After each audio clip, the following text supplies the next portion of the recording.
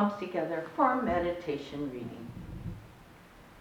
The faults of others are easy to see, but our own faults are difficult to recognize. If one sees that he has a fault, he must realize that the fault must be very grave indeed for him to recognize it himself. Thus, he must take steps to correct his fault. Because it is difficult for us to see many of our faults, we should listen to the advice of others. From Renyo Shonin, if you would please join me in Gassho. Namu Amida Butsu. Namu Amida Butsu. Namu Amida Butsu. Namu.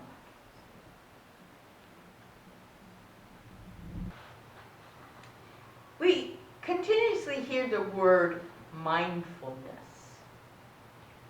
Not to get confused with mind full of stuff, but mindfulness.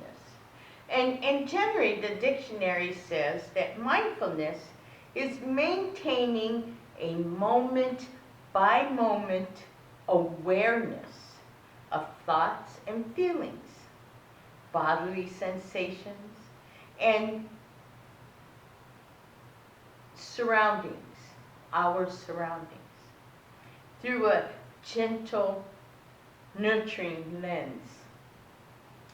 It is also our thoughts tune into what we are sensing in the present moment, rather than rehashing past or living the future. It's also paying full attention to something, slowing down to really notice what one is doing. That's a general definition. But mindfulness in the Eightfold Path of our teaching says its right mindfulness is to cherish a good mind, for all that we think and do has its roots in the mind. So there are two meanings. The general definition means awareness, as with the Eightfold Path means to cherish a good mind, which is our teachings. And if you think about our teaching, what's one of them? One of them is the golden chain, which I feel encompasses all the elements of what mindfulness is. We're conscious at times of how we think, act, and see others. But how much conscious is it that we truly listen to people? When someone is talking to us or talking with us, are we really present with them? Are we mindful to them? Or are we drifting off and thinking of other things? And one thought could be, when is this person ever going to stop talking? And I was thinking about this mindfulness. We toss it around like we toss rocks in a garden.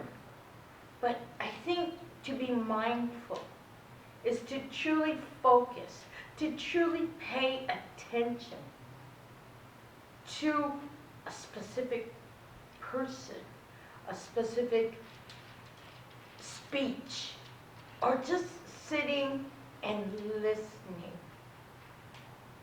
Listening to the world outside, listening to whoever we are with. Not drifting off, not looking elsewhere, but truly looking and listening.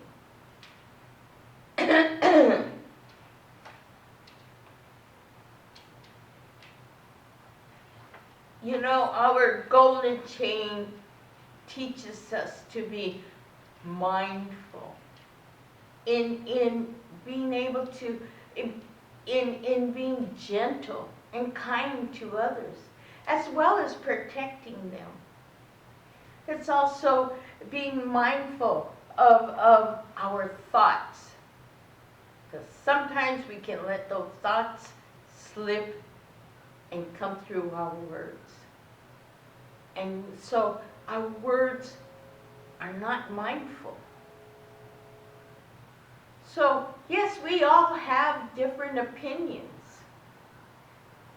And we want to be able to discuss. Yet we have to also be mindful of listening to the other person, even though we may disagree with that person. But without all the facts, and without them finishing their discussion, how are we to really know what they're saying? We just want to be impatient, and we just want to jump in there and correct them. Well, who are we to correct them? It's their thoughts. But by truly listening to them, truly hearing what they're saying, maybe our opinion, our discussion with them can help them change their views also. But we have to look at it with an open-mindedness. Maybe that's what mindfulness is, open-mindedness. Or just being aware of others, not making judgments on them, but being aware of them at that time. When I go into a grocery store, which seems to be my main activity nowadays, is when I cross in front of someone, it's always being mindful of what I'm blocking their view and what they're looking at. So it's always, excuse me, I'm sorry, may I go by? And 9 times out of 10, they will say, oh yeah, please. So I'm trying to be mindful without being greedy or using my anger or become impatient. So mindfulness involves many, many factors. And we say we're mindful, but are we? And it's human nature to not always be mindful of others. Being aware of what we say, how we act. And yes, we are not always going to agree with someone.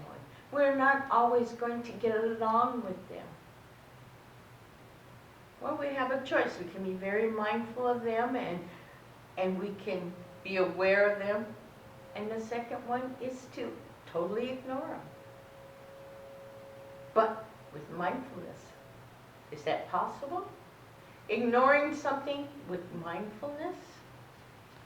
I ask you, is it our greed, our anger, and our ignorance that takes away our mindfulness from the situation, from that moment? I ask you. And it's always Namu Amida Butsu to bring us back. It is always Namu Amida Butsu to help us to find what our right mindfulness is. If you would please, put your palms together for Gasho. Namu Amida Butsu. Namu Amida Butsu. Namu Amida Butsu.